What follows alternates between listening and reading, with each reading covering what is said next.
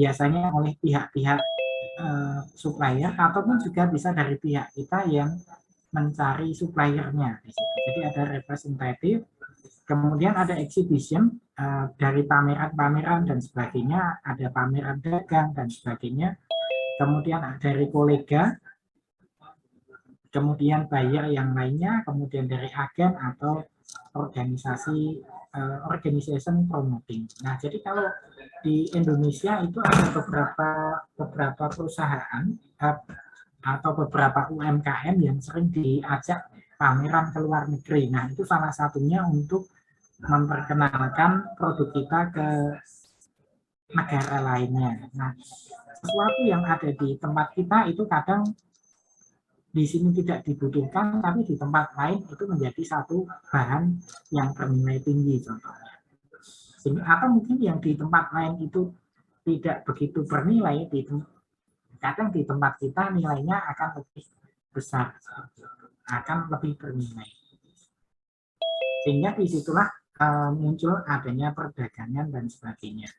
Nah, untuk terkait dengan procurement engineer, ini kaitannya dengan POM untuk penilaian, kita bisa melakukan vendor evaluation, rating form ini kita gunakan vendor name, ini vendornya siapa, kemudian date evaluation, kemudian address, ada commodity atau or proses yang under review, yang sedang di review itu apa, kemudian ada evaluation komersial dan teknikalnya, kemudian di situ adalah hasilnya. Contohnya yang mau dinilai adalah berapa area, jadi ada berapa variabel yang mau dinilai, yang memenuhi itu berapa di situ. Kemudian kalau yang ini terkait dengan evaluasi rating form, jadi ini yang sudah jadi kalau nilainya itu 1 nanti berarti sudah memenuhi, tapi kalau dengan nilainya 0 itu tidak begitu memenuhi. Tapi kalau 0,8 ini adalah berarti sudah memenuhi spesifikasi minimalnya. Spesifikasi minimalnya.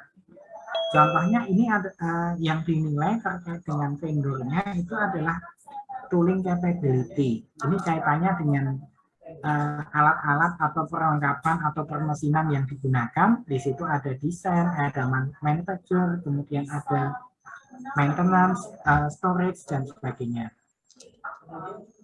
Kemudian ada machines, ini kaitannya dengan capacity, capability, operator skills, maintenance, dan sebagainya. Dan kemudian kalau dalam karakter ini merekomendasikan sejumlah parameter yang harus dipenuhi, yaitu adalah kompetensi, capacity, konsistensi, control of process, price, kemudian commitment to quality, clean atau CSR, ini kaitannya dengan kebersihan dan juga terkait dengan bentuk timbal balik ke masyarakat. Kemudian ada culture and relationship, ini terkait dengan budaya dan hubungan yang ada. Kemudian cash atau finance, kemudian ada communication. Itu yang menjadi hal-hal yang penting untuk dipertimbangkan. Kemudian ada beberapa efek yang harus dipertimbangkan, efek pada harga. Kalau kita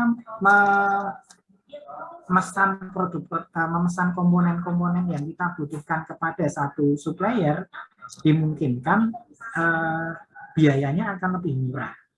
Tetapi di sisi yang lainnya ada faktor risiko, yaitu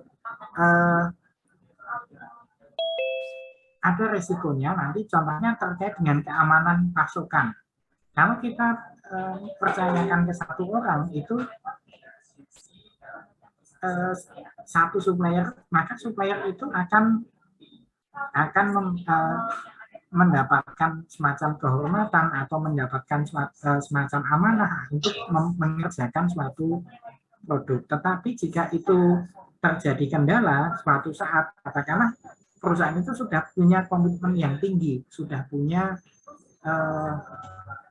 akan menepati jumlah pesanannya dalam jumlah yang sesuai. Tetapi ketika ada musibah, ada bencana alam, ada banjir dan sebagainya, tentu itu akan menghambat pemenuhan pesanannya tadi, dan itu beresiko untuk menghambat produksi yang ada di pabrik seperti itu, atau menghambat aktivitas yang akan dijalankan di perusahaan tersebut. Oke, seperti itu. Kemudian efek pada motivasi pemasok. Kemudian di situ kadang di situ juga berisiko adanya monopoli. Ketika suatu hal itu hanya dipercayakan kepada satu pihak saja, kepada satu supplier saja, maka supplier ini akan memonopoli. Nah, ketika monopoli itu berjalan dengan baik, sebenarnya tidak masalah. Tetapi ketika intervensinya semakin kuat, tentu di situ akan menjadi hal yang tidak baik bagi si perusahaan yang menggunakan layanan atau menggunakan produk dari supplier tersebut. Nah, itu materinya sampai itu dulu. Nah, untuk tugasnya saya minta kepada Anda untuk membandingkan supplier seperti itu. Jadi silahkan Anda bandingkan supplier.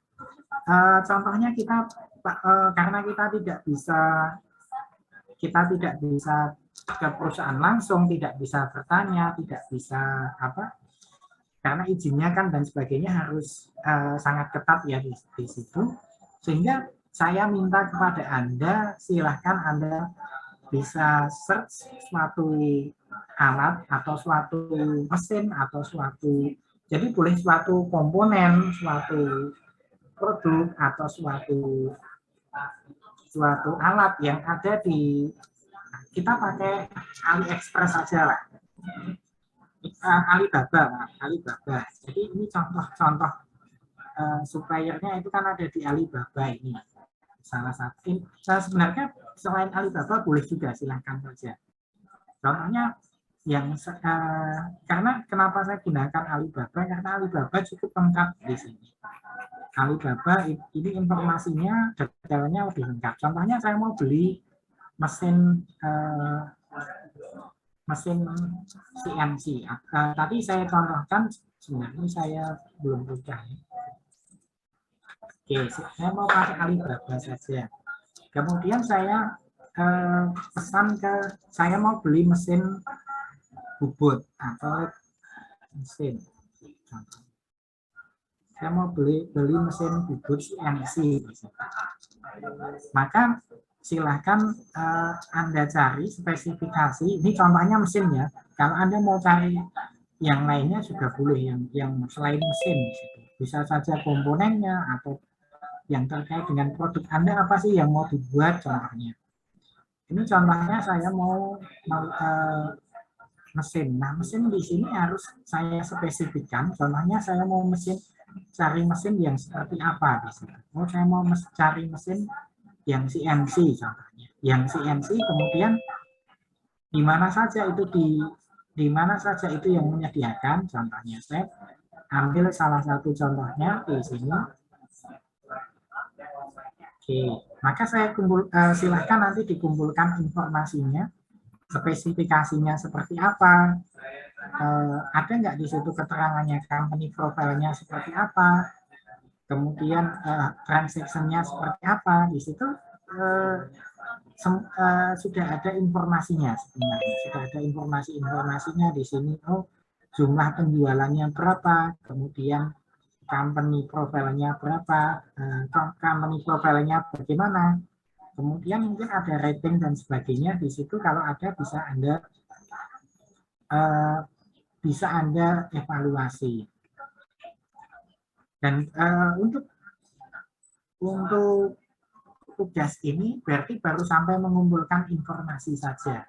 Siapa nanti suppliernya, kemudian bagaimana rekam jejak perusahaannya, itu nanti silahkan Anda bandingkan. Jadi belum membandingkan ya, itu baru dikumpulkan dulu informasinya. Oke, jadi contohnya di sini yang mau saya cari tadi adalah mesin bubut.